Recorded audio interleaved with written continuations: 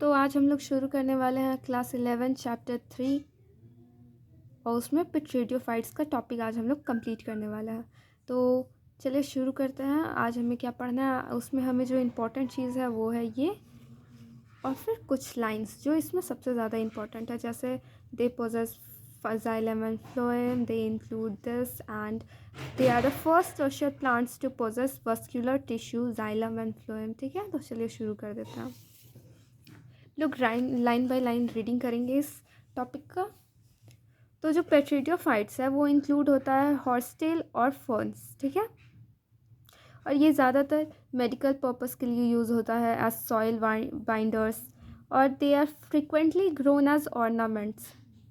और ऑर्नामेंटल्स होता है आपका वो ज्वेलरीज। ठीक है, तो उसके लिए they are the first terrestrial plant to possess vascular tissue, xylem and phloem. तो ये पहले टर्शियल यानी कि टर्शियल प्लांट, पहले टर्शियल प्लांट है जो इसके पास जाइलम और फ्लोएम दोनों होता है।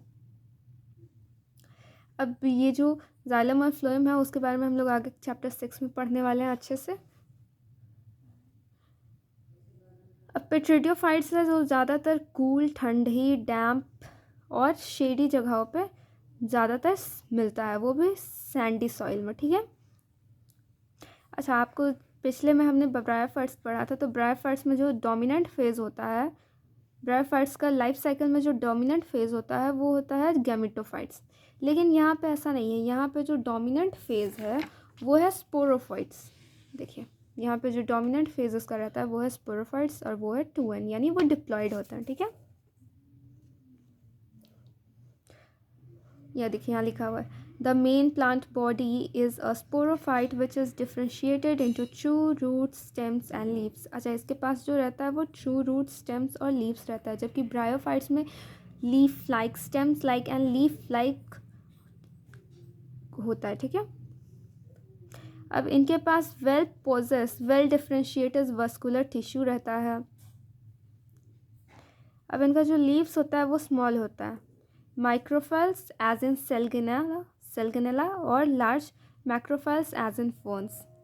आपको ये भी याद कर लेना कि स्मॉल होता है सेलगेनेला में और लार्ज होता है मैक्रोफाइल्स में।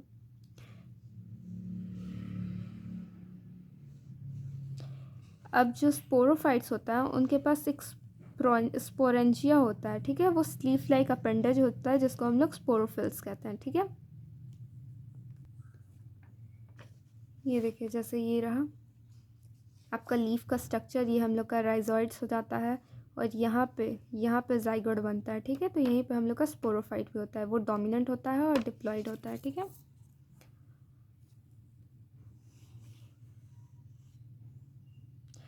अच्छा, कुछ कुछ जो स्पोरोफिल्स होते हैं उसमें एक कॉम्पैक्ट स्ट्रक्चर बन जाता है जिसको हम लोग स्ट्रॉबली या कोन्स कहते हैं, जो कि ज़्यादातर सेलगेनेला और इक्विस्टम में बनता है। अब कौन सा चीज़ आपको किस में बन रहा है वो याद करना है, जैसे स्मॉल रहता है सेलगेनेला, लार्ज रहता है फर्न्स, फिर कौन सी या स्ट्रॉबली बनते हैं सेलगेनेला या इक्विस्टम में। अब जो स्पोरेंजिया रहता है वो स्पोर्स प्रोड्यूस करता है by meiosis in spore mother cell. ठीक है, तो ये हम लोग यहाँ पे जो इसका लाइफ साइकिल जो है हम लोग के पास, हम लोग उसमें भी समझने वाले हैं। अब स्पोर्स जर्मिनेट करते हैं, ठीक है, और फिर उसके बाद नए फ्री लिविंग ऑर्गेनिज्म बनता है।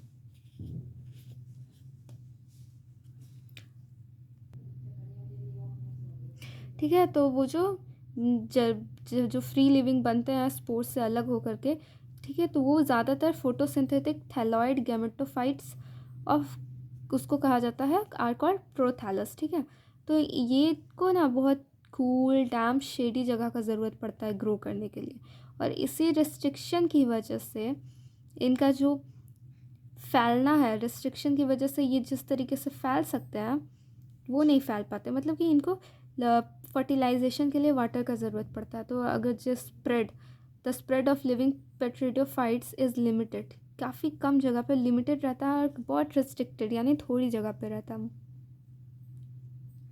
अब जो गैमेटोफाइट रहता है that bears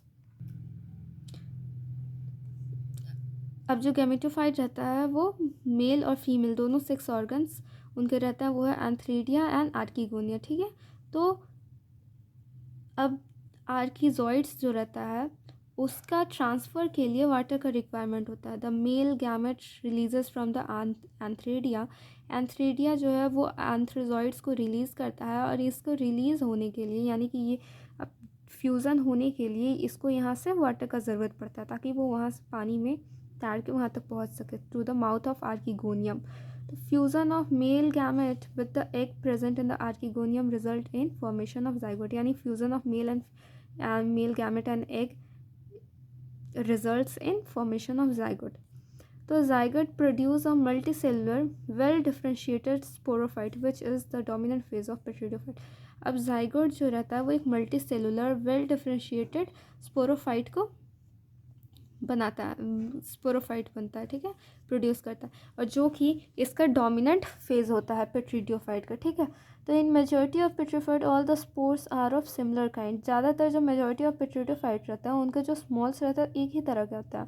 such plants are called homospores, यानी कि जो पेट्रीडियोफाइट के स्पोर्स सिमिलर काइंड्स में है तो वो होमोस्पोर्स कहला गए। जैसे कि आपका सेलगेनेला, सेल्विनिया, ये होते हैं, ये प्रोड्यूस करते हैं टू काइंड्स ऑफ स्पोर, एक मैक्रो और एक माइक्रो, ठीक है, macro large and micro small, and they are called as heterosporous. एक तरह के तो होमोस्पोरस, अलग अलग तो हेट्रोस्पोरस। द मेगास्पोर यानी जो यही रहा, megaspore and microspore germinate and rise to female and male gamete. तो जो मेगास्पोर रहता है वो फीमेल और माइक्रोस्पोर रहता है वो मेल आगे बन जाता है रिस्पेक्टिवली। तो जो फीमेल गैमेटोफाइट रहती है वो कुछ टाइम तक अपने पेरेंट्स स्पोरोफाइट्स पर ही कुछ वक्त के लिए वहाँ पर रहती हैं, ठीक है। और उसके बाद जो जाइगोट का डेवलपमेंट होता है एम्ब्रियो में, और वो भी फीमेल गैमेटोफाइट के अंदर। तो ये जो इवेंट रहता है ये काफ़ी इम्पोर्टेंट होता है सीड हैबिट के लिए। मतलब ये जो सीड हैबिट का जो इवेंट है ये काफ़ी इम्पोर्टेंट स्टेप है इवोल्यूशन के लिए। अब पेट्रीडियोफाइट में फिर आपको आता है फर्दर क्लासिफिकेशन, जिसमें 4 क्लासिफिकेशन होता है आपको, जिसमें हम लोग आता है सिलोपीसीडिया, जिसमें आपको ये याद रखना है लाइकोस्पीडिया, फिर स्पेंसोफीडिया और पेट्रोसीडिया, ठीक है। तो इसमें जो एग्जांपल है आपको ये याद कर लेना है। अब यहाँ देखिए, हम लोग यहाँ पे देखते हैं, चलिए यहाँ से शुरू करते हैं। समझिए ये हम लोग का आर्किगोनियम है, ये एंथ्रीडियम है। आर्किगोनियम से एग बना, फिर यहाँ एंथ्रीडियम से एंथ्रीजॉइड बना, यानी कि इनका male part and female part. फिर यहाँ से ये जाइगोट, और इधर से ये दोनों फ्यूज़ हुए, सिंगैमी यहाँ पे हुआ, यहाँ पे जाइगोट बना, जाइगोट से एम्ब्रियो से फिर ये यहाँ पे स्पोरोफाइट बनता है जो कि होता है डोमिनेंट और डिप्लॉइड, ठीक है। यहाँ पे जाइगोट विल फॉर्म हियर, ठीक है। ये होता है रूट, ये स्टेम और ये लीफ हम लोग इसको कहते हैं। अब ये सोरस है, ठीक है। Group of sporangium is called sorus. अब यहाँ पे वो है कैविटी डैट कैरीज स्पोर्स, ये जो हो आपको दिख रहा है पॉइंट वो है कैविटी डैट कैरीज स्पोर्स। अब यहाँ से होता है ये 2n, यानी कि स्पोर मदर सेल बनता है। फिर यहाँ से आपका मियोसिस के बाद यहाँ फिर आपका स्पोर बन जाता है। स्पोर्स 2 तरह के होते हैं, एक होते हैं हेट्रो, एक होते हैं होमो। हेट्रो में आपका कुछ माइक्रो कुछ होमो मैक्रो रहता है, और होमो में सेम ही टाइप के। फिर यहाँ से गैमेटोफाइट, और इसी तरीक़ा से ये साइकिल हमेशा चलते रहता है। अब यानी इसमें कुछ इंपॉर्टेंट पॉइंट,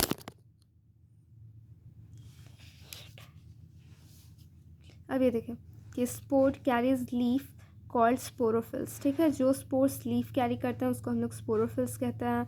और sporangium cavity that carries spore, ठीक है। Sporangium is a cavity that carries spores. अब यहाँ पे कुछ इंपॉर्टेंट लाइन है, जैसे कि they are the first to possess xylem and phloem.